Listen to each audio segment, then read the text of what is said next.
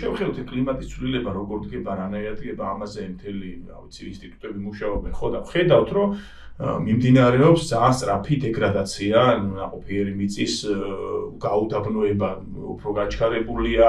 აგერც ცოტა ხნის წინ ჩვენმა კოლეგა ლევან ტიელიძემ გვაჩვენა როგორი დესტაბილიზირებულია მთელი კავკასიონის ესე მყინვარები, იგივე ხდება მთელ მსოფლიოში და ნელ-ნელა მიუწვდომელი ხდება გარკვეული ასე ტერიტორიები იმისთვის რომ გამოყენებული იქნას, ანუ როგორც რესურსი ის იკარგება და ამას მით უმეტეს აი ამ გლობალური კაპიტალიზმის სამყაროში რაც არის თავარი არის პირადი მოგება, მე ეკოს გარშემო ტრიალებს ყველაფერი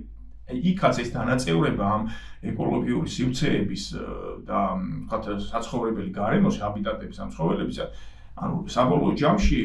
ძალიან ავიწოვებს ამ სივრცეს, სადაც შეიძლება ადამიანი გადარჩეს და იცხოვროს რა და შესაბამისად ეხა აი დიდრები ეხა ვისაც მოუნდება შეუძლია გადაამოწმოს, რომ ძალიან დიდი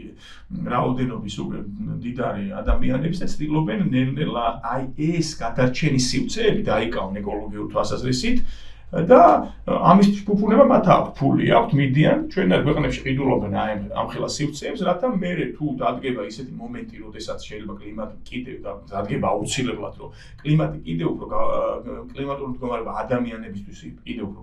გაუარესდება, ისინი დაიკავებენ ამ ადგილებს. მოვა მომენტი, როდესაც ეს დესტაბილიზაცია ამ ხელა მყინვარების ეს ცვლილებები შეგვეხება პირადად ჩვენ შვილებს, ჩვენ ოჯახებს და ამ შემთხვევაში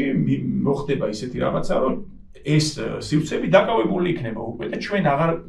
ხელმისაწვდომი ჩვენთვის აღარ იქნება.